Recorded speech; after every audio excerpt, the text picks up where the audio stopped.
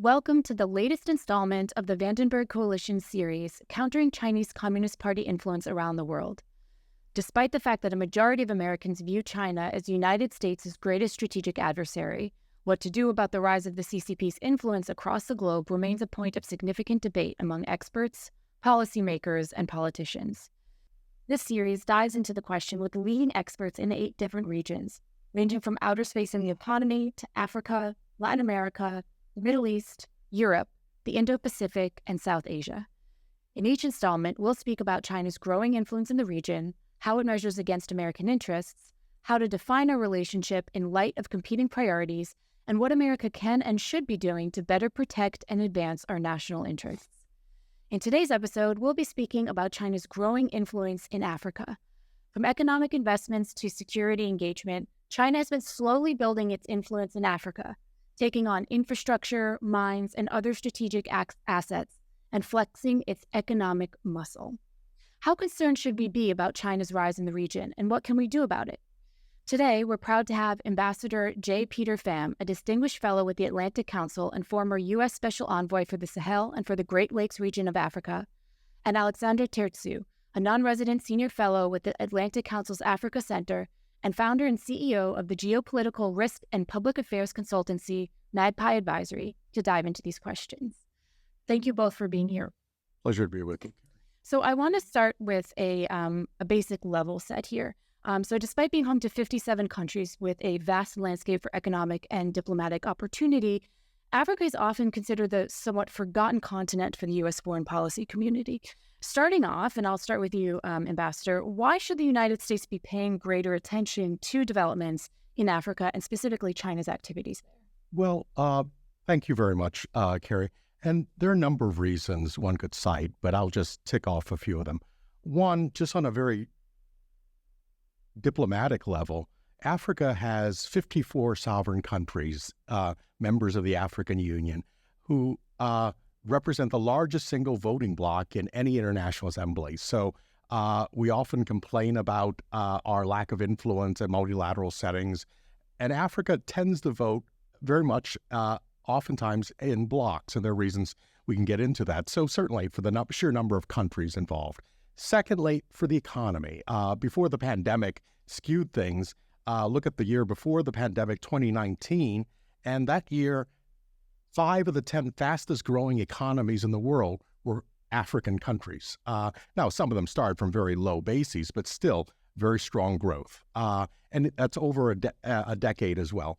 Thirdly, population. By mid-century, 1 in 4 working age persons in the world is going to be an African. So it's a great dynamic, but it's also a potential challenge. And finally, we talk a lot about energy transition, new technologies, and many of the critical minerals necessary for these changes in our lives, in our technology, depend on inputs out of Africa. Again, just one statistic to throw out there. Cobalt, necessary for electric batteries, and for a number of other uses. And 2/3 of the known reserves of cobalt in the world come from one country, the Democratic Republic of Congo, in the heart of Africa. And most of that, and we'll get into this, I'm sure, production is controlled by Chinese firms at the moment. Aleksandra, what else would you add to that? I think I'd like to kind of jump on what Ambassador Pham said regarding the 54 African countries that vote together or are making now critical decisions. I mean, looking ahead, Africa's geopolitical and economic influence, as Ambassador Pham alluded to, is only going to grow over time. And particularly in this current geopolitical environment in which we find ourselves, where we have China competing, the U.S. competing, also other powers that are also increasing their interest in the African region. African governments are increasingly thinking about how to maneuver, how to navigate, how to align, or how not to align themselves.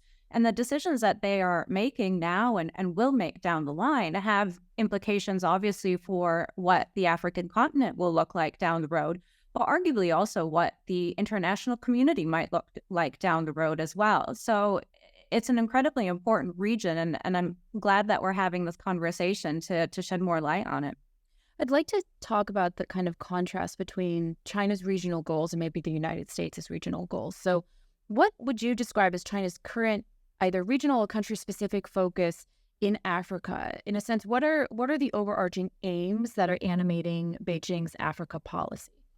Well, I would say Beijing's approach to Africa is characterized by a very strategic outlook. Now, we don't want to fill that with some sort of magical approach, but it has been. It's been long term, and strategies and policies adopted play out over time.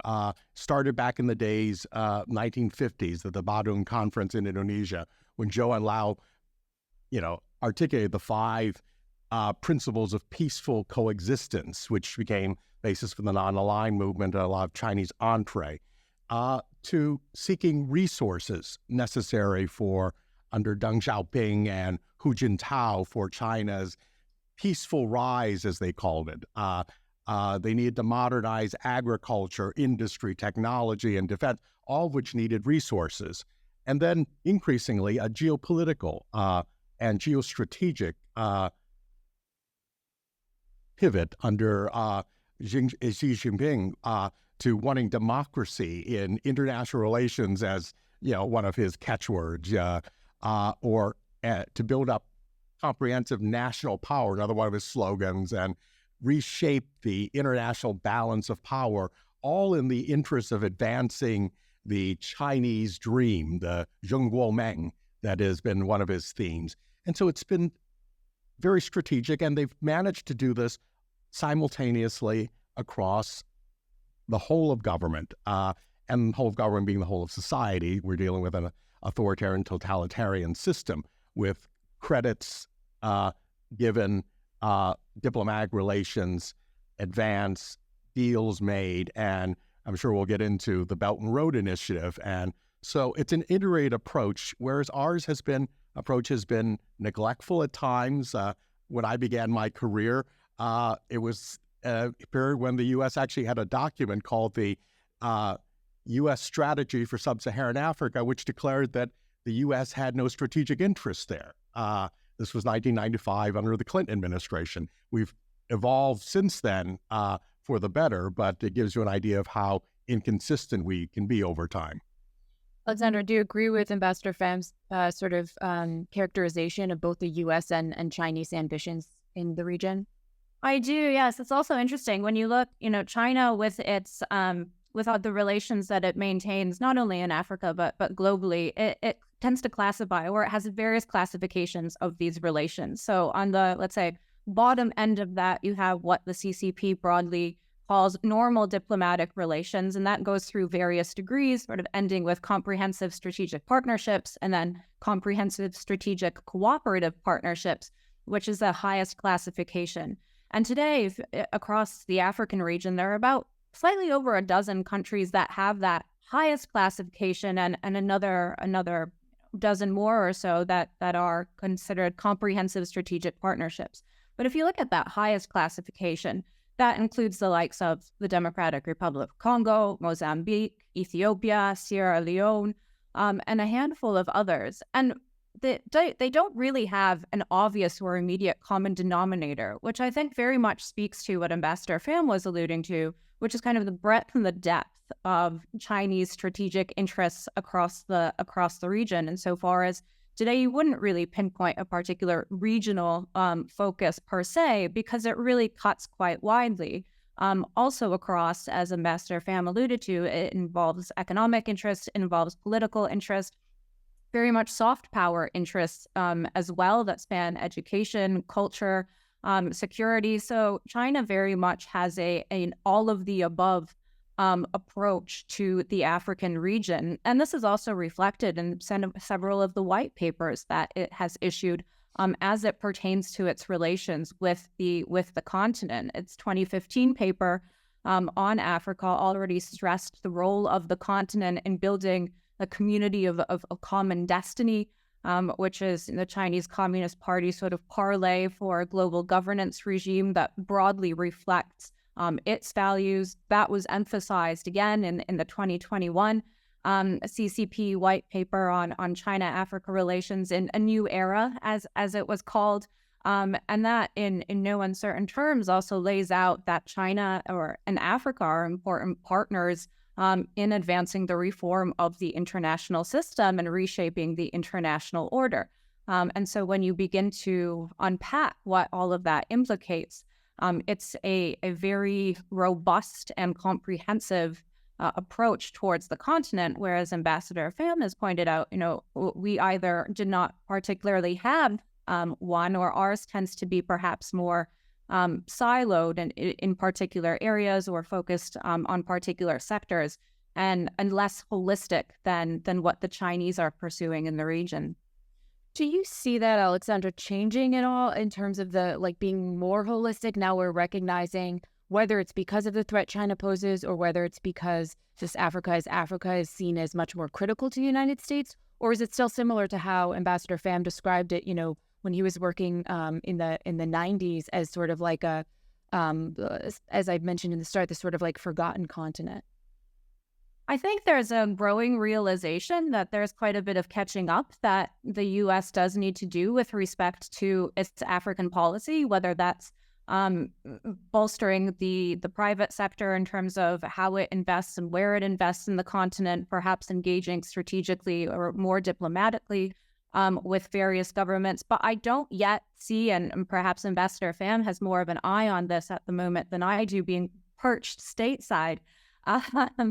But I don't yet see a comprehensive strategy evolving in that kind of fashion. It still strikes me as incredibly piecemeal, and at the moment also very reactionary insofar as the Biden administration, prior administrations have realized that, there is China, which is a credible threat in the region, particularly or potentially also to U.S. strategic interests. So we are at the moment very much responding to China's presence, responding now also to Russia's presence in the region, rather than thinking more strategically about our national security interests in the region and how to meaningfully partner with our African allies in a way that's not just short-term and reactionary, but that allows us to build long-term relations in the region.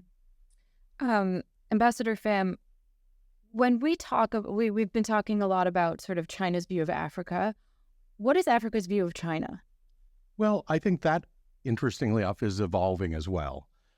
Certainly, if one goes back historically to the days of the Badong Conference, the non-aligned movement, the barefoot Chinese doctors that were sent to Africa in the early 60s before the Cultural Revolution, there's a lot of goodwill that China built up during those years, and that's undeniable. Then China kind of turned into its own internal strife with the Cultural Revolution, and then after the death of Mao with Deng Xiaoping and trying to reform and it kind of shut down a bit on Africa, it retreated, and there was a moment in opportunity there. Unfortunately, neither the United States or any of its allies really picked up that slack. So when China came roaring back as it needed resources, it had an opening, and I think that's to be borne in mind that there were moments, and we shouldn't miss these opportunities. But increasingly, and this is a very interesting development I've witnessed firsthand in recent years, has been that Africans, we tend to forget Africans have agency, and I really appreciate your question. And they react to, they're not just passive recipients of aid or investment, and they react. And the fact is, Chinese officials can't help but be who they are. And there is a residual, and I'm comfortable enough calling it out, there's a residual racism that it often doesn't get called out. I mean, even the word, the Chinese word for Africa, fei jiao, has an extremely negative connotation. If you look at the roots of the two characters that form that word, and it builds into that. And since this is probably family broadcast, I won't get into the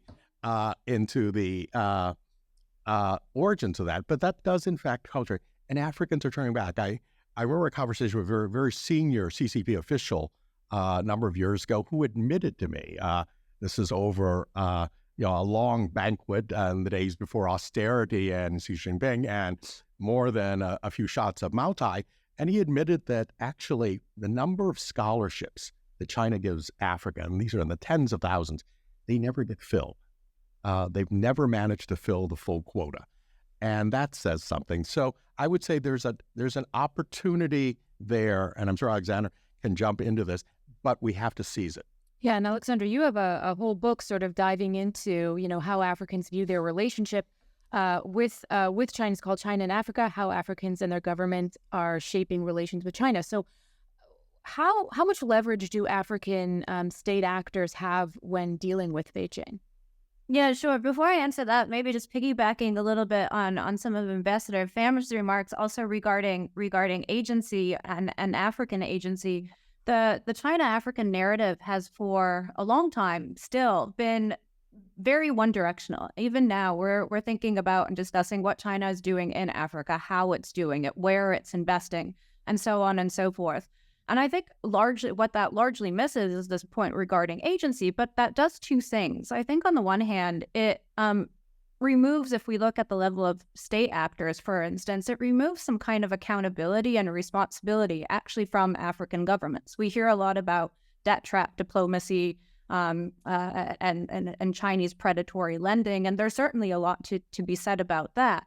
But it bears recalling that on the other side of the proverbial table were also individuals, African government officials, who are signing these deals in, a full knowledge or at least some knowledge of the terms being presented to them. So this narrative, in a way, kind of, in my opinion, absolves the other side of the equation. And then from our perspective as well, and so far as we're very focused on, let's say, the Chinese side of the story, as Ambassador Pham alluded to, we're missing an opportunity to constructively think through on what grounds are some of these decisions being made from the African standpoint. What's animating their decision-making? What variables are factoring in? What concerns do they have? And then perhaps meeting them where they are and coming to the table with some proposal that could be equally or to some degree attractive. To your question about leverage, I'm afraid I'm going to give a very poor classic political science answer, and so far as it depends. And it really depends, and it varies from country to country, and it varies sometimes within countries as well. And there are many factors that animate that. Some of those are the political institutions, the legitimacy, the transparency, accountability of the African political institutions, whether that be Nigeria or Kenya or wherever we might be looking. The space given to civil society, things like freedom of expression, the role of free enterprise in any particular given country. So there are a lot of factors that influence the extent to which various entities might exercise agency.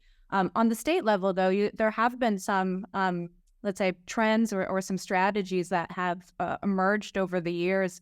You see some countries like Ethiopia, Djibouti, for instance, they started to play China, not only those, but others as well, sort of play China off of their competitors. So Ethiopia and Djibouti leveraging their strategic position in the Horn of Africa to exploit a little bit of the Gulf rivalry, also for influence in that region. And some of its dealings with their Chinese counterparts, Ethiopian officials would or do sometimes hint that, funding that comes from the Qataris, well, that doesn't necessarily lead us into debt distress.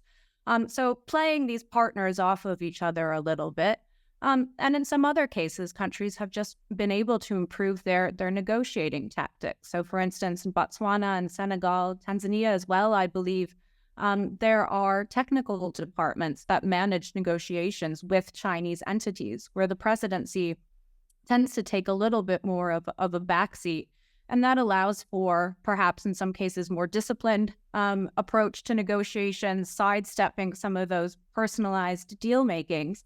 And that has allowed for, in the case of Tanzania, for instance, with respect to its Bagamoyo port, which has been a fairly contentious issue, but the Tanzanian Port Authority has been able to negotiate that deal a little bit on its terms, reducing the lease period, for instance, from the classic 99 years down to 33. So you do see pockets where agency is being exercised also on the sub-state level, but it very much depends again on the institutions and the nature of the African state that's in question, I would say.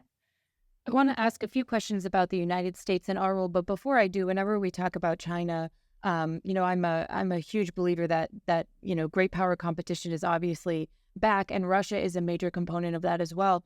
So, what is this sort of interaction between China and Russia in Africa? What does that look like? Well, that's I hate to keep returning to the same phrase, but we're in a very dynamic time, and it is evolving. Russia had retreated in the Yeltsin years back from Africa, closed scores of embassies, called in its debts, and in fact put a number of African countries into distress because debts were being called in at that time.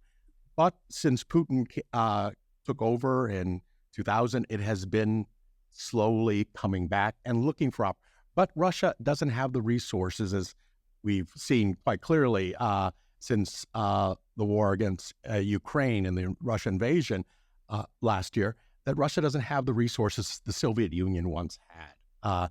And so they're opportunists. They're looking for chances where a little bit of investment, often through proxies, although that's evolving too since Prigozhin took that fatal plane flight. That's evolving as well, but using proxies or using opportunities. And often they're self-goals. A good example was Mali. Mali had a coup in 2020. We called it a coup. I was the special envoy for the Sahel. We cut off direct military assistance, but we still engaged with the junta. And so while I was in office, Russia was not on the scene. There was no Wagner. There were no mercenaries. We had a robust dialogue going with the junta. After I left office, the Biden administration took a very doctrinaire view and ended up I don't want to get sidetracked into this, but ended up denying a sale, not a gift, but a sale of a non-lethal military part to a transport plane that the Malians desperately needed. That led the Malians to try to appeal, couldn't get it done. Long story short, Mali's foreign minister, Abdoulaye Diop, met with Foreign Minister Lavrov at the United Nations, and he said, come to Moscow, we've got planes, we've got other things, and the rest is history. So sometimes it's self-goals as well, and we have to be careful.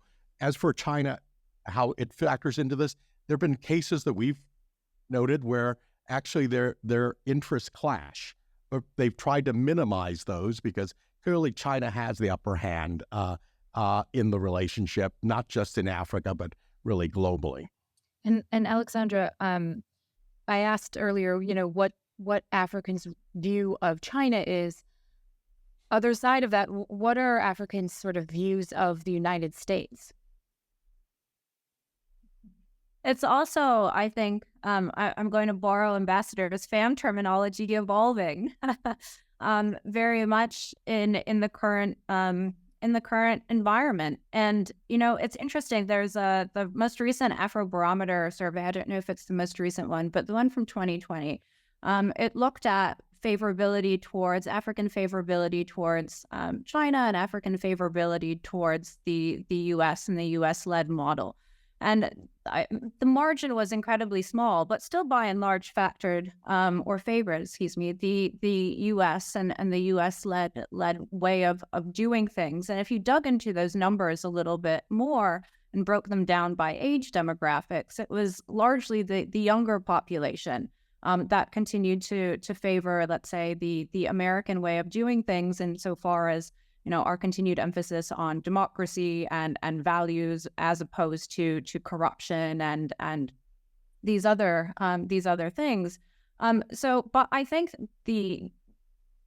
there's also a recognition that the U.S. has not been, let's say, always a reliable partner for the African region, and so I might pass this actually to Ambassador Pham, given his expertise on the ground. But it's very much a mixed bag in terms of how Africans are viewing the U.S. engagement and what demographic you look at. So I'll pass that one to Ambassador Pham. And I would say I think Aleksandra is quite correct that there's a desire on the part of many Africans, a plurality, and certainly among a solid majority among youth, for America's way of doing things.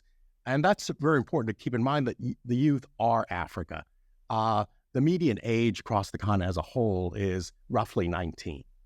It's a very youthful. So when you're talking about the youth think something, that's really a majority of Africans writ large think a certain way. But they're also impatient. It's easy for someone my age to say 2 or 3 years, that's, moving quickly. But 2 or 3 years, 4 years, for someone who's 16, 17, that's their whole lives for all intents and purposes. And so they need results. They need to feel that their concerns are being addressed and they need to see change. And that is where, unfortunately, it's one of the comparative advantages that autocracies have. They can make decisions quickly and implement them quickly. Financing for projects. You can get financing from a Chinese parastatal. They come with financing. It can be delivered. And if you're a politician wanting to see that road built or that soccer stadium or that shiny new building put up before your next election, China can do it. They can have probably a decision for you within a matter of weeks, if not sooner, deal signed and construction begun. Even where the U.S. government endorses something, even at the highest levels, it takes time. The recent announcements of infrastructure in Africa done at the G7 summit in Japan or the G20 in India, if you read, as Beltway Insider, read the press releases from the White House, there's a lot of doing due diligence, which means that actually the deal isn't done yet. We have to announce something because the president's there, but in fact, the bureaucracy hasn't moved as quickly as the president, and he's not moving quickly. So it really is a real challenge when, our development finance corporation takes years to get a deal done when the Chinese can do it in 2 weeks. Ambassador, If I could just yes, please. Sorry, if I could just quickly jump in as well on the point regarding youth and youth still by and large favoring the American approach. The other concern with that is that a lot of China's efforts in Africa, when you move beyond the economics and the infrastructure more towards, let's say, soft power interests in terms of education and culture, by and large, those are very much or almost entirely targeted towards Africa's youth. The training of journalists, they're training the next cohort of up-and-coming journalists, security training for military officers, security personnel. A great deal of that is targeting the African youth, and intentionally so, and Xi Jinping has been very open about that as well.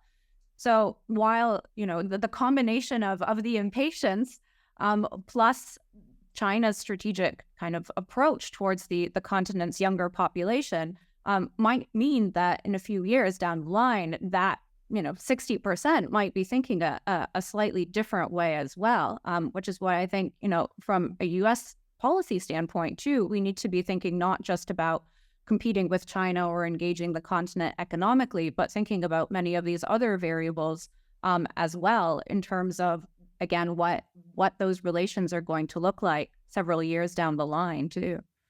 If I can just jump in on that point that Aleksandra made, let me cite just 2 examples of how far-sighted Chinese strategy is and how committed they are.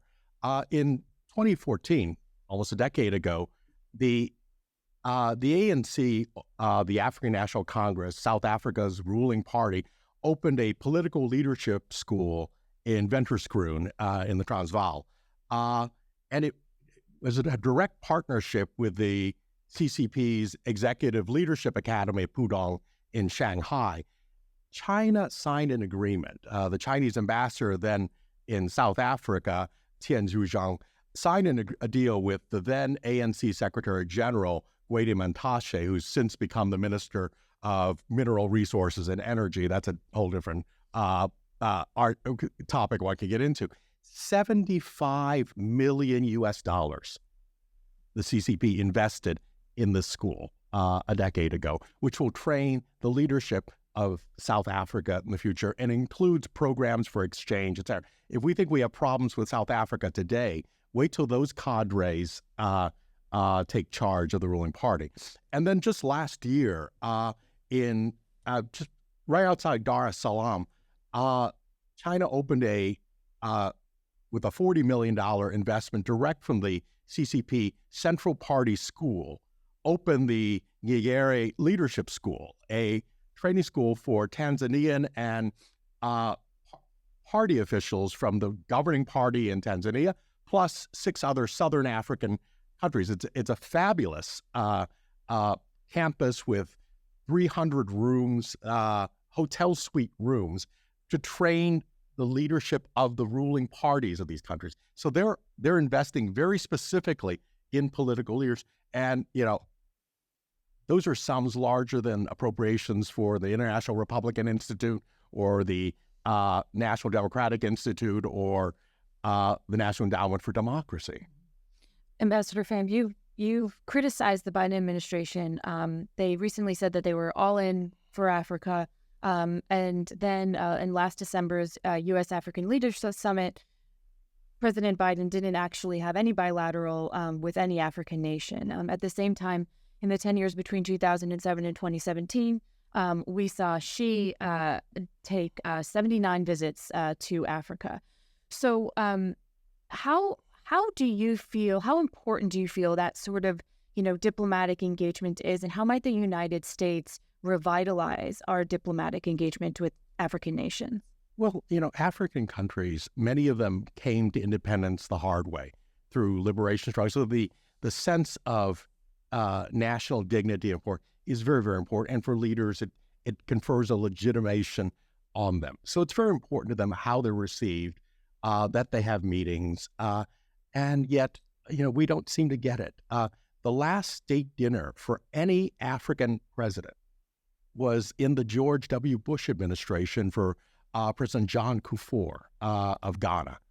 We've gone a decade and a half without a state dinner for a single African president. That's extraordinary. And yet we talk about how important Africa is. Yes, it's nice to have visits, and it's nice to have the Secretary of State, the Secretary of the Treasury, the First Lady, the Vice President, and later this year, the President drop in. But those are one-off photo ops. What comes behind, and the engagement, those personal relationships. I cite another example. There have been lots of statements about how important Angola is to the United States, and I argue it is. And yet, it's an open secret in Washington how hard the Angolans have been begging, lobbying, pleading, arguing for a White House sit-down for President João Lourenço, who we view as an ally, and we're investing large sums in the Lobito corridor. We talk about that in the region, and yet he can't get a photo op by the fireplace in the Oval Office. I want to jump to BRI because this is obviously a central component of China's engagement throughout the world, but I think especially in Africa. So, Aleksandra, can you sort of walk us through how the Belt and Road Initiative sort of started and how it's evolved in the African region? Sure, and I guess it's quite good timing that we're discussing this, as it's more or less the 10-year anniversary of the BRI, so our timing is quite opportune in that respect as well. But the BRI came out really as a large connectivity project. It was initially actually targeted primarily towards the Asian region, not only, but then spun out from there. In the early years, so 2013, 2014, the main modes of engagement were by and large economic investment, infrastructure, a lot of what we tend to hear about and read about in the news. And over the years, it's really expanded, I think, quite far beyond that. I think the best way that I describe it these days really is as more of a platform that the CCP uses to launch other policy initiatives. You now have, for instance, other initiatives that the party has recently sort of elevated: the Global Security Initiative, the Global Civilization Initiative, the Global Development Initiative. All of these have come out more or less in the past year or so. And now, if you are by and large a signatory to the Belt and Road Initiative, you are also almost de facto signing up for, or will be likely asked to sign up for, these other initiatives that carry a much more political diplomatic dimension as well. So there's been the steady evolution, I would say, from perhaps focusing more on the economic dimensions of China's engagement in Africa and arguably elsewhere, to a shift to a more political focus. And that might also be a result or a byproduct of the Chinese economy being in some trouble at home and not being able to expand as much or extend as much overseas. So that's one dimension of it too. And then, we often tend to think about it in terms of roads, rails, and kind of more traditional infrastructure. But when you look at over the last few years too, where a good deal of the investments have been going, it's that as well. But we now have the digital Silk Road and we have data centers. There's an increased focus on AI, on advanced technologies, on partnerships along Belt and Road countries in educational institutions for cooperation in these advanced technologies. Part of that now is also the information space corridor through which China is trying to engage some African partners and also partners around the world. So it's really evolved, I think, from perhaps a more narrow focus to now being, as I describe it, a kind of platform or an umbrella under which there are many other policy initiatives that begin to come into play. And that makes it, I think, worth keeping a very concerted eye on as well, too. And Ambassador Pham, how prevalent is BRI in Africa? How many signatories are there, for example, and what can the United States do to counter it? One could probably say, and Aleksandra will correct me, but almost every African country has a BRI program, with the exception of Eswatini, which is the last country in Africa to still maintain diplomatic relations with the Republic of China on Taiwan.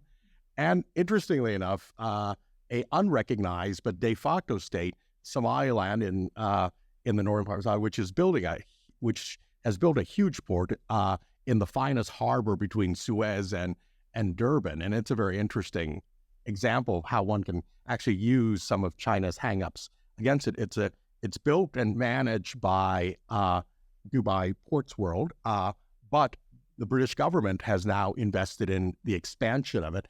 And Aleksandra mentioned earlier, Ethiopia hedging. This provides an alternative outlet to the sea for Ethiopia instead of the Chinese-built railway to Djibouti and the port controlled there. So it's a very interesting development, this port at Berbera, because Somaliland has actually diplomatic relations with Taiwan. So there's an interesting little play there. But almost everywhere else, you've got BRI in one form or another. And what are the best ways for us to try to counter that? Well, I think we're beginning to develop something. And I've criticized the Biden administration, but one area where I think they have done well has been this idea of strategic corridors. The most famous was the Libido corridor running from the port in Angola, that name, by rail to the Democratic Republic of Congo and then to Zambia. And now you hear talk of extending it all the way to the Indian Ocean. And this corridor is an integrated corridor, not just the rail transport for export of minerals, but also a communications corridor with fiber, telecommunications, movement of people, food security. So it's a holistic thing through strategic areas. And there have been discussions of other areas where a little bit of investment, a little bit of facilitation, and one can develop across sub-regions of Africa a structure that not only helps countries export and reach the world, but integrate with each other. Africa has the lowest level of any sub-region in the region in the world of trade between neighbors. And so this helps in that regard. So this is something that certainly is a good start. It's been highlighted by the White House. I'll give them credit for that. But this is where the bureaucracy also lags behind. The Development Finance Corporation, which was almost unanimously passed by Congress in the Trump administration, signed a law by President Trump 5 years ago in the USA Build Act, for example, its decision-making is glacial. Less than half of its authorized capital has actually been committed, much less dispersed. And earlier this year, they organized a collective bargaining unit for the employees there, and they crow about a victory that they put off a reorganization of the agency by a year. So, there is an example where even where the Biden administration and the White House lead try to go somewhere, but that they have constraints politically and here at home. And Aleksandra, what concerns did you have about BRI in China, and how do you recommend the U.S. address it and counter it? Yeah, sure. I think building also on what Ambassador Pham mentioned and what we were speaking about a little bit earlier too, in terms of U.S. policy being a bit more or much more siloed than the more comprehensive approach. Building on this libido corridor, it runs to Angola, or will run to Angola, with which the U.S. recently signed, among other countries, the Partnership for Atlantic Cooperation, which is an agreement signed between the U.S., 31 other countries across Africa, Latin America, and a few in Europe, which I think was part of the administration's attempt to begin to shore up relations with the global South, to signal interest there. And to Ambassador Pham's earlier point, as a little bit of an own goal, by and large, that partnership focuses entirely, or does focus entirely, on sustainability and on climate change. On their own, this is fine. But it goes on to say that it explicitly will not focus on governance, will not focus on security, will not focus on matters of defense. And I think our challenge or our problem is that we continue to think of things in this piecemeal fashion. If we're building out a corridor that's going to run to Angola eventually, then surely we need to be thinking about, and there are other mechanisms, but also be thinking more strategically about, for instance, this Partnership for Atlantic Cooperation and broadening the purviews. So I think that there's a case to be made about U.S. policy perhaps putting the pieces together a little bit more than we do. And as Ambassador Pham said, this is a great start, but then what's next? And what other pieces of the puzzle need to then connect to this corridor? What other policy measures? For instance, off the coast of Angola, off of the west coast of Africa, countries struggle with illicit fishing, with arms and drugs trafficking. There's a case to be made that those issues also need to be addressed in the context of this corridor. So broadening the purview of how we're thinking about policy issues and not thinking so, let's say, one-dimensionally or narrowly is something I'd say that the Biden administration perhaps ought to be thinking about more strategically as well. So several countries that signed on to China's Belt and Road Initiative are now sort of struggling to pay back their loans. So I guess my question is twofold. Number one, based on this, do you think it's fair to describe what China's doing with Belt and Road in Africa as this term that was thrown out earlier, debt trap diplomacy? Or do you think that's an inaccurate description? And then secondarily, does their inability to repay these loans create an opening for the United States or the West to approach these countries with better economic alternatives? And maybe, Aleksandra, on this one, I'll start with you and then go to Ambassador Pham. Sure. I think there is a certain fairness in characterizing China's activities along the BRI in Africa as a kind of debt trap diplomacy. And we've seen that the conditions on which many of these loans were extended were sort of impossible to meet and to repay to begin with. And then in many of these deals, let's say, collateral was a port or a critical infrastructure in any given country. So that makes, that speaks to that to some extent. What I will say, though, again, kind of coming back to the point of African agency, is in as much as there were the Chinese extending these loans, there were also African governments that were accepting some of the terms. So in that sense, it takes two to tango a little bit. So I would say yes, but let's not forget the other side of this. As Ambassador Pham said, the Chinese will do what they'll do and they'll be what they'll be. But there's somebody, again, accepting or rejecting the terms and conditions that are being offered.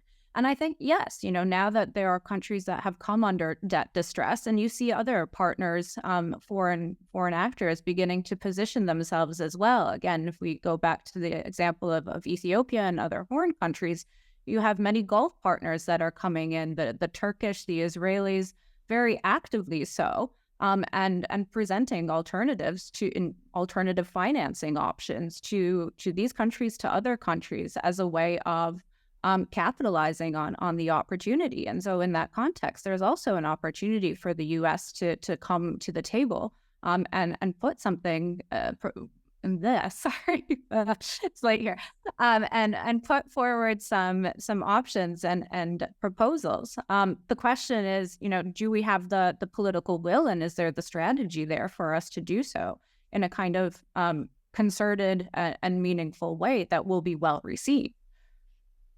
Ambassador Pham? Well, I think Aleksandra's point is very well taken, that it does take two to tango, but very often a response again, and it's not always justified, but in many cases it is, from African interlocutors, is they would love to have an option.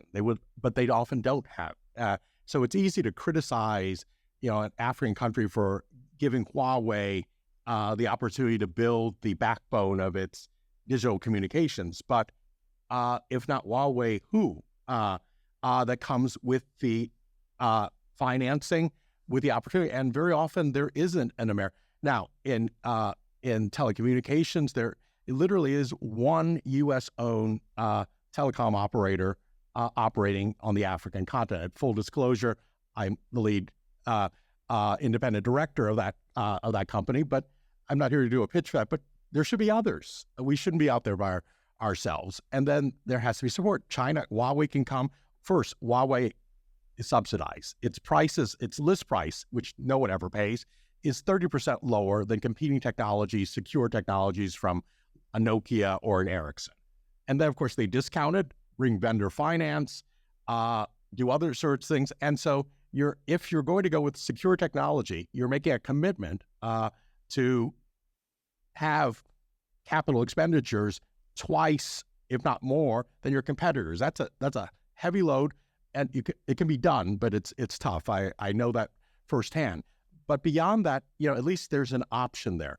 Other countries don't even have an option. When I was in the Trump administration, we had a case of one country that wanted, they had heard our preaching about secure technologies, and they didn't want a Huawei-led consortium doing the government's data protection.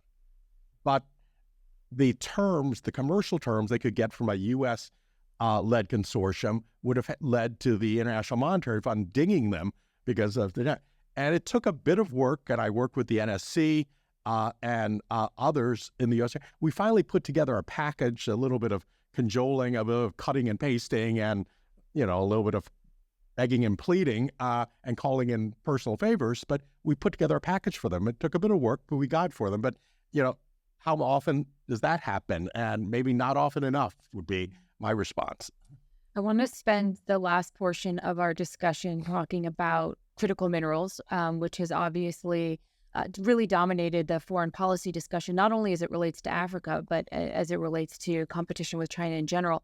So China currently accounts for over 60% of global production and 85% of production capacity for critical minerals. And as both of you know, Africa is home to over a third of the world's mineral deposits. So that makes African nations really central in this. It's also centrally important to African nations, right? Because this could potentially help power their future development. Obviously, state-backed Chinese companies are deeply entrenched in the mining and processing of these minerals in Africa, which leaves little room for both Africans and American participation. So just as an overarching question, do you think that China's engagement in this sector is an intentional sort of weaponization of the supply chains? Or do you think this was something that, they started to create partnerships and kind of wandered into this by happy accident? Oh, I very much think it was strategic. First, I would say their strategy evolved. First, it was simply to get the resources they needed for development. Mm-hmm. But then as they saw the potential, especially with certain critical minerals, it became very, very obvious that it was intentional. Let me talk about a couple of them. Rare earths, for example. China doesn't need rare earths from anywhere else. Nature has given China an abundance of exploitable rare earth. Now, they do it with great environmental degradation, all that, but they have it in mainland China.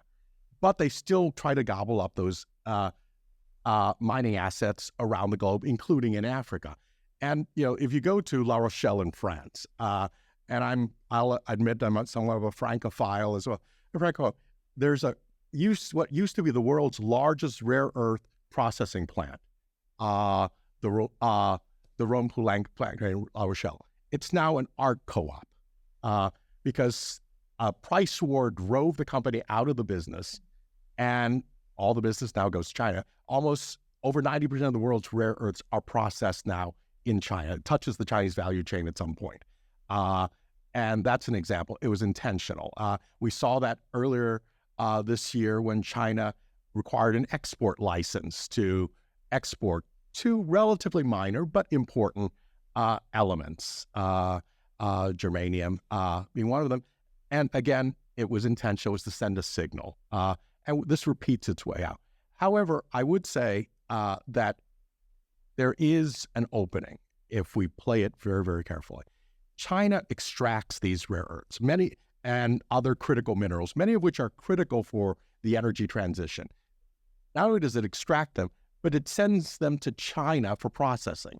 Now, how green, if you're interested in decarbonization, if you're interested in getting to net zero, how green is it to put ore on diesel trucks, drive them 1,000 miles to the Indian Ocean on bumpy roads, put them on boats, and send them to China? I'd love someone to do a really rigorous study of the amount of the carbon footprint of shipping these things to China for processing and then consolidating the supply chains. And the value is not captured by the African countries where these minerals begin. And there, I think, is the opportunity. Let's encourage African countries to develop processing there. It's much greener. And in fact, processing can be done in a very green way in Africa, and even mining. A good example is in the Democratic Republic of Congo, where, for example, one of the world's largest copper mines, held by a Canadian firm, Ivanhoe, is virtually green. 90-some% of its energy comes from hydro or solar. Employs 20,000 Congolese, all that, but it's green. It can be done in Africa. Now, processing, that requires further investment, but these things can be done, and it allows African countries to provide jobs for their young people and capture the value chain, and it de-risks. The biggest challenge for the U.S. is having, the statistics you heard, 80, 90% of the supply chain running through China. If it runs through a diversified mix, that's the key. And Aleksandra, same question to you, but with an addition on it, which is, what recommendations do you have for the United States to try to address this and assure some control over critical mineral supply chains in our competition with China?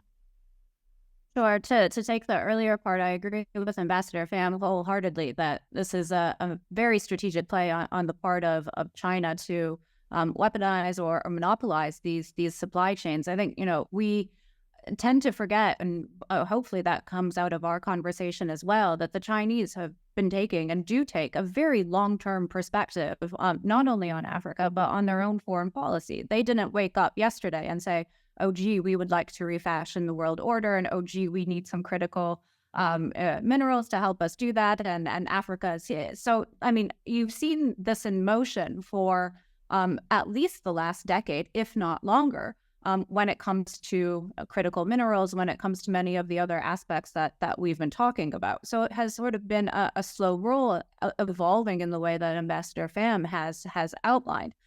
So very strategic and very intentional on China's part when it comes to critical minerals. We could also make a similar argument when it comes to food security and agriculture and China's imports and imports of agriculture and its buying up of farmlands in Africa and elsewhere as well.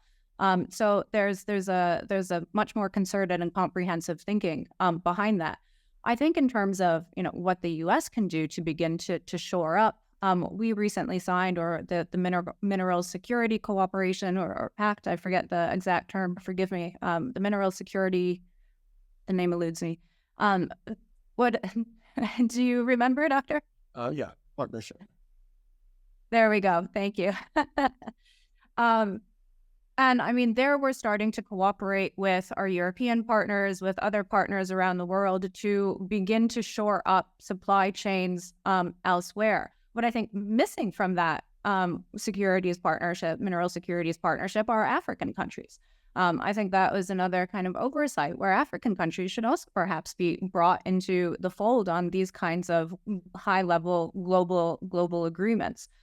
So more of that, more engaging with our partners in regions where we have shared interests, shared norms, values, and where we know that we can begin to work together. So I think we're starting to take steps in that direction.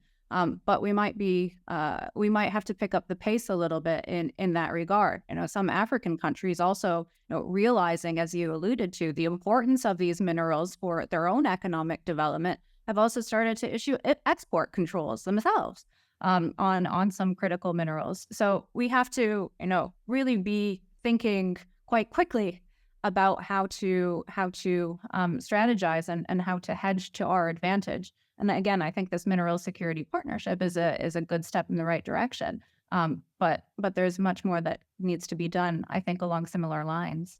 Ambassador Pham, Aleksandra mentioned shared norms and values. And one thing that comes to mind when we talk about Chinese investment, particularly in the mining sector, is the significant lack of transparency and in many cases, real serious human rights violations and abuses. You mentioned the cobalt mines in Congo earlier in this discussion, and there's really allegations that is essentially slavery. So how could American participation in the mining sector contribute not only to the national security piece that we've been describing, but to peace and stability on the African continent? On a number of levels. First, by providing jobs. Africa's got a huge youth bulge, and finding gainful employment for these people is absolutely key. Second, no economy is going to do well without value added and capturing the value. And there's an opportunity where, to borrow a Chinese phrase that's overused, where there's a real win-win. The political reality is that getting permitting for processing in America is, I'm not a domestic policy expert, but it takes a great deal of time and more time than we have. Whereas in Africa, the governments are eager for these value and to capture the value chain and to have these jobs. So this is a win-win. We're taking the processing away from China, doing it in Africa, hopefully in a cleaner way because we're more transparent. We have shareholders who rise up in arms if their shares are tied to things that are controversial or to human rights norms being violated or environmental norms. So we do bring an improvement just by our participation in that and shedding light on that. I think so there is an opportunity where America can do well, securing its access, but helping its African partners as well. I often, in this series, we focus on the threats and the advantages that China has been gaining over the United States. I'd like to, if we can, end on a somewhat positive note. So last question for each of you. What do you consider the sort of most promising new opportunities for the United States as it relates to engagement in Africa? Now, whether it's being pursued or not, doesn't matter to me, but just what do you see as the sort of most exciting new things that we can be doing with Africa? Africa, to me, is the one part of the globe where America's brand is still good. As Aleksandra pointed out earlier, especially among young people, they aspire to be like America. No one really aspires to be like China. So we've got soft power still there. During the Bush administration, programs like the President's Emergency Program for AIDS Relief, PEPFAR, which has saved countless millions of African lives, have gained extraordinary soft power for the United States. So the attractiveness of that, the opportunities so we have an opening, but it's a narrow one because if these aspirations are not met, if these aspirations are rebuffed, then there's a very different future. But we still have an opportunity to shape a future that aligns with our interests, but also the aspirations of Africa's growing youth population. And I think that opportunity to get it right geopolitically and ethically, I think is, to me, one of the things that makes my work fulfilling. Aleksandra, same question to you. I think, singing the tune of the youth as well, one thing that we perhaps didn't touch on so much today is the technological innovation and the enthusiasm for technology, really, and almost across the continent. And you have young entrepreneurs, African entrepreneurs, who are innovating in health tech, in fintech, and in everything tech. And there's a real opportunity there, I think, as well, perhaps also a narrow one, because China is also engaging, of course, in across that sector, but a real opportunity for American tech, Silicon Valley, other entrepreneurs to come in to forge partnerships, knowledge exchange, joint ventures, whatever that might look like. And in that way, begin to like Ambassador Pham said, continue to elevate America's brand, which is still by and large well received, and really playing to the youth. So focusing not just on Africa, let's say today, but also kind of the future Africa, and where the young generation aspires to and wants to take it. And I think that there's a real opportunity from the tech perspective, and also from the soft power kind of cultural media, film, engaging in those dimensions as well, which we do to some extent, but there's a lot more that could be done. Nigeria has a budding film industry, Nollywood. There are many opportunities for U.S. counterparts to come in a meaningful way as well. So there are many pockets left for us yet. I'm very happy that we could end on a positive note. In the past, I've asked that question about other regions, and sometimes the answer is, well, it's not looking so great. So I'm glad that there are some opportunities here. Ambassador Aleksandra, thank you so much for joining us today and sharing your insights on China's involvement in Africa and ways that the United States can best counter it. Thank you. Thank you.